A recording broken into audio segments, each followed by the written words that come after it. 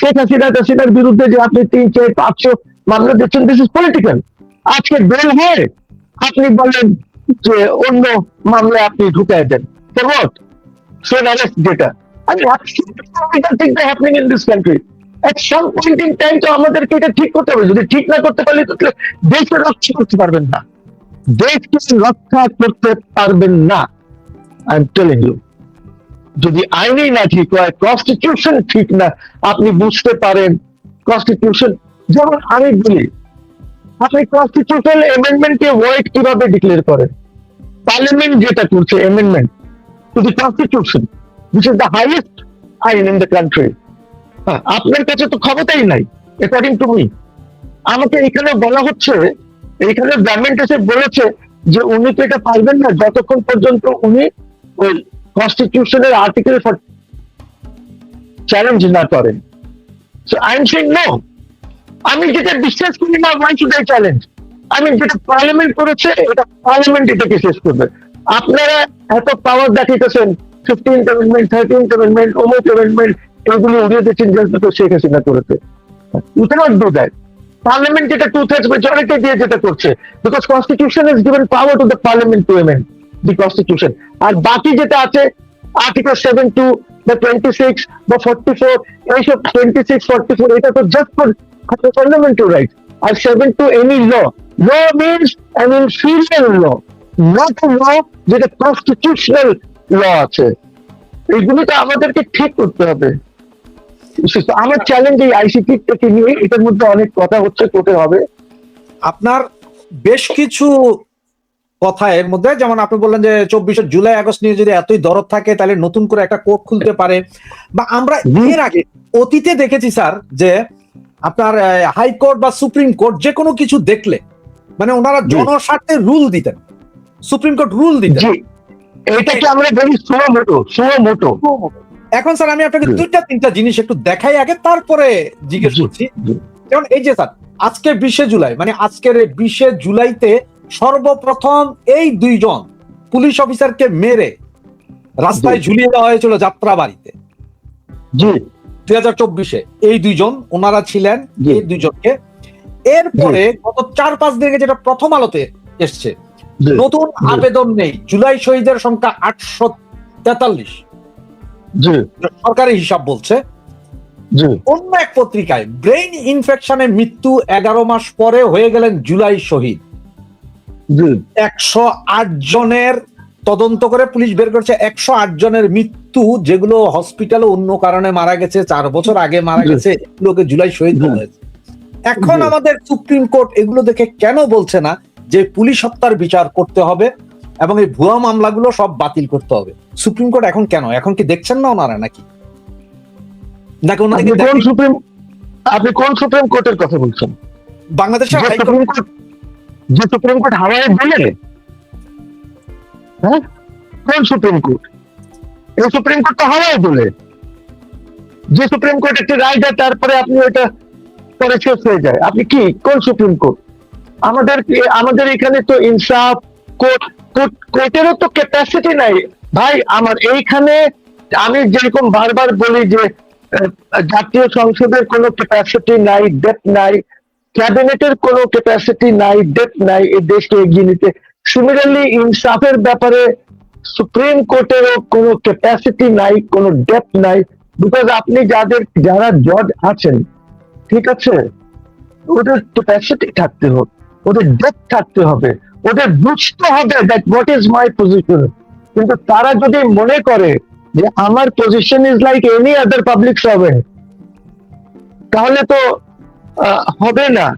আগেকার জজদের তো এই পরিস্থিতি ছিল না, বিকজ এদেরকে কন্ট্রোল করার জন্য, দেখেন আপনাকে উদাহরণ দেই, যেরকম ওই গভর্নমেন্ট, আগের গভর্নমেন্ট যে ছিল ইন্টারিম গভর্নমেন্ট, তারা এটা সচিবালয় এটাকে সেপারেট রাখার জন্য সব বন্দোবস্ত করেছে।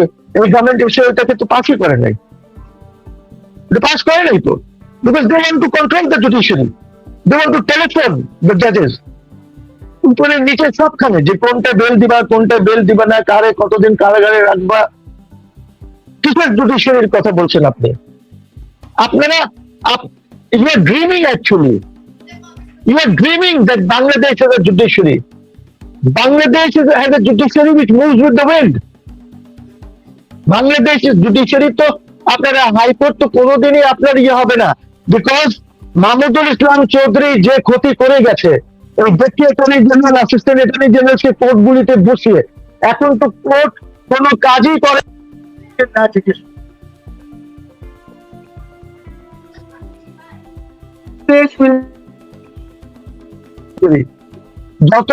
যতদিন পর্যন্ত আমরা সিস্টেমিক চেঞ্জেস না আনি, we need to bring in systemic changes to make this judiciary powerful. এটার জন্য আমাদেরকে কনস্টিটিউশনে এমেন্ড করে কিছু জিনিসগুলি করতে হবে। আপনি রায় পড়েন না, এদের দুই চারটা রায় পড়েন, দেখেন কি ইংরেজি লেখে কি বাংলা লেখে, পড়েন না, লোকজন হাসবে, people love if they read our. আমাদের কিন্তু রায় দুই একটা আগে যেটা হয়েছে যে কমনওয়েলথ ল রিপোর্টসে বা এদিক ওদিক পাবলিশ হয়েছে, দে ভেরি গুড ইয়ে, কিন্তু এখন তো ওই লেভেলের রায় লেখা হয় না। আপনার ওই যেটা নাই তো লেখার, ডেট থাকতে হয়, জুরিসপ্রুডেন্স জানতে হয়, আইনকে ইন্টারপ্রেট করতে হয়। So it's very bad, it's very sad যে আমাদের তিনটাই অর্গান, কোনোটার মধ্যে ক্যাপাসিটি নাই, কোনোটার মধ্যে ডেপথ নাই। কি করবো বলেন? দেশকে তো ঠিক করতে হবে। এবং প্রবলেম হয়ে গেছে কি যে যদি এর আগে যারা ছিলেন বা শেখ হাসিনা যদি এরা প্রথম লোকজনের সাথে কথাবার্তা বলে ওদেরকে ইনভাইট করে ওদের দেখেন, বঙ্গবন্ধু কি করতেন, বঙ্গবন্ধুর একটা বৈশিষ্ট্য ছিল উনি ভালো লোককে পেলেই ওনার বাসায় চলে যেতেন, প্রাইম মিনিস্টার পাকিস্তান টাইমসে যেহেতু বলতেন যে বাবা তুমি আমার দলে আসো, তুমি আমাকে হেল্প করো, and so on and so forth. এখন তো আর ওইটা হয় না। এখন তো যারা দলে থাকে, যে কোনো দলে, বিএনপি অর আওয়ামী লীগ, দুই দলই তো একটা পাওয়ারফুল দল, এই দুই দলে যারাই আছেন সব এরকমই, সব এরকমই। বুঝলি, আমি আপনাকে বলি, আমি জানতাম আনিসুল হক সাহেব যখন ল মিনিস্টার, শেখ হাসিনা বলতেন যে উনি তো আমাকে আগেই রায় বলে দেন, এরকম তো ল মিনিস্টার আমি দেখি নাই। উনি জোর করে যদি রায় লেখায় নেন তাহলে আপনি কি করবেন? আমাদের তো দেশটাকে নষ্ট তো একদিক থেকে হচ্ছে না, চতুর্দিক থেকে নষ্ট করেছি। তবে এদের মধ্যে ডাইনামিক মানে খারাপ ভালো মিলিয়ে আমাদের দেশে অ্যাকচুয়ালি তিনটাই ভালো নায়ক ছিলেন, দেশ নায়ক জিয়াউর রহমান, বঙ্গবন্ধু, জিয়াউর রহমান, এরশাদ, he might be a dictator, that's another issue, and Sheikh Hasina. Because যে ডেভেলপমেন্ট আপনার শেখ হাসিনার সময় হয়েছে, এই ডেভেলপমেন্ট আর কেউ করতে পারেনি। অবশ্যই এরশাদ সাহেবের সময় বা বঙ্গবন্ধুর সময় বাজেট হতো 3-4-5 হাজার কোটি টাকার, এক বেশ এত বোধহয় হতো না, 2,000-এর উপরে বোধহয় নাই। জিয়াউর রহমান সাহেবের সময় এরকম, এরশাদ সাহেবের সময় এসে হয়তো 20-21 হাজার কোটি টাকার হতো। এটা শেখ হাসিনার সময় এসে এগুলি বেড়েছে, বাড়ার জন্য অনেক কাজ হয়েছে দেশে। আমি আপনাকে কি কি গুনাবো? এই যে কাজগুলি হয়েছে এগুলি নষ্ট করেছে ইন্টারিম গভর্নমেন্ট। ধরেন আমাদের এখানে তেলের জন্য একটা অফশোরে একটা ইয়ে প্রস্তুত করা হয়েছে, সেখান থেকে ডাইরেক্ট পাইপলাইনে ওই যে আমরা অন্য ছোট জাহাজে যেটা আনি ওইটা না করে, এরকম অনেক কাজ আমাদের, ফাইবার অপটিক্স এর যে কাজ হয়েছে, এই সাবমেরিন কেবলের যে কাজ হয়েছে, আমাদের রাস্তাঘাট, এটা যেটা হয়েছে আমাদের। এখন তো ধরেন you can drive to any upazila, you can drive to any village, more or less 100%। উন্নয়নের কথা বলছেন, আজকের একটা রিপোর্ট দেখেন, এই যে আশুলিয়া এক্সপ্রেসওয়ে খরচ পদ্মা সেতু ছুঁই 1 লাফে বাড়ানো হয়েছে 9,500 কোটি টাকা। জি, মানে আগের চেয়ে 2 বছর আগের চেয়ে এখন 10 গুণ বাড়তি। স্যার আপনাকে অন্য একটা ভিন্ন একটা প্রসঙ্গে যাই। জি, আমি একটা ফটো কার্ড দেখাই প্রথমে। ওনাকে, এই মহিলাটাকে সবাই চেনেন, উনি ডাক্তার কি জানি নাম, বেলুচ নাম। ওনার একটা স্লোগান জনপ্রিয় এখন, হ্যাঁ, স্লোগান হচ্ছে বেলুচিনতে শেখ মুজিবের পথ ধরো, বেলুচ স্বাধীন করো, বেলুচ স্বাধীন করো। এটা ওনার একটা খুব জনপ্রিয় স্লোগান এখন। জি জি জি জি, আমি জানি ভাইরাল। আচ্ছা, বেলুচ আপনি ভালো করে জানেন, বেলুচ সম্ভবত আমাদের বাংলাদেশের 3 গুণ হবে।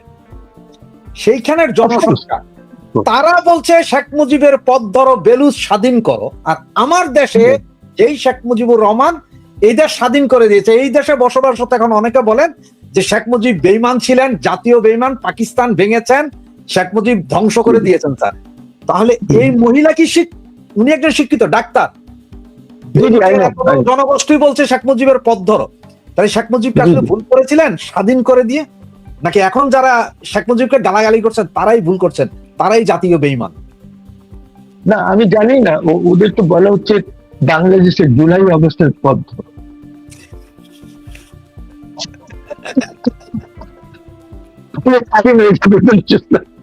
আমি তো বলবো এটার উপরে, বলেন, আমি লজ্জাও লাগে না আমাদেরকে এসব কথা বলতে যে শেখ মুজিব জুলাই আগস্টের পথ ধরো, Baloch right right right right right স্বাধীন হয়ে যাবে। স্যার, আরেকটা জিনিস দেখাই, এটা অবশ্য আমাদের জাতীয় বিষয়, সরাসরি আমাদের জাতীয় বিষয়, আপনার কাছে কেমন মনে হচ্ছে জানি না। রোহিঙ্গাদের হাতে হাতে বাংলাদেশের জন্ম নিবন্ধন ও পাসপোর্ট পাড়ি জমাচ্ছেন বিদেশের সিন্ডিকেট জড়িত স্থানীয় প্রশাসন ও জনপ্রতিনিধি।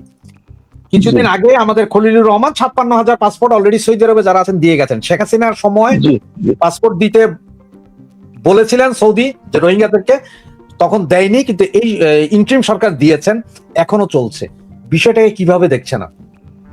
ওরা অ্যাকচুয়ালি আমরা মানা করে দিয়েছিলাম, বিকজ রোহিঙ্গাদেরকে তো সৌদি আরবিয়া নিয়ে গেছে, অনেক রোহিঙ্গা সৌদি আরবিয়া আছে। এখন ওদেরকে তো আমরা যদি national, of course passport is not your nationality, but in a way it is nationality also, because ওর সাথে তো আপনি আইডি টাইডি সবই দিচ্ছেন, এনআইডি টেনআইডি সবই দিচ্ছেন, খালি পাসপোর্ট কার্ড দিচ্ছেন না। তাহলে ওরা আমাদের নাগরিক, আমরা আরো বাংলাদেশি, তারপরে এরা এখন যারা আছে আমাদের এখানে 10-11 লক্ষর মতন যে রোহিঙ্গা আছে তারাও বলবে, তো ওদের মোটামুটি বার্মায় রিপ্যাট্রিয়েশনটা আর হবে না, বিকজ আমরা চাইনিজদেরকে ওইভাবে মূল্যায়ন করি নাই। বিকজ আই রিমেম্বার আমাদের প্রধানমন্ত্রীর ভিজিটে চাইনিজ এরকম একটা ইয়ে দিয়েছিল, যদি আমরা এই রুটটা করি ফ্রম আমাদের চিটাগং থেকে আপ টু কুনমিং, ওদের যে আছে যেটা রাখাইনের উপর দিয়ে মায়ানমারের উপর দিয়ে যাবে, তাহলে he will put pressure on the Myanmar government to repatriate the Rohingyas. কিন্তু আমরা এটার কোনো উত্তর দিই নাই। এখন এটা গভর্নমেন্টই বলতে পারে, আমাদের তো ধরেন শোনার কথা, তারা পাবলিকলি বলুক যে প্রেসিডেন্ট জি কি বলেছিলেন, উনি কি উত্তর দিলেন, তাহলে ক্লিয়ার হয়ে যাবে। বিকজ আমার প্রধানমন্ত্রী তো দেশে ফেরার পর কোনো প্রেস কনফারেন্স করেন নাই এখন পর্যন্ত।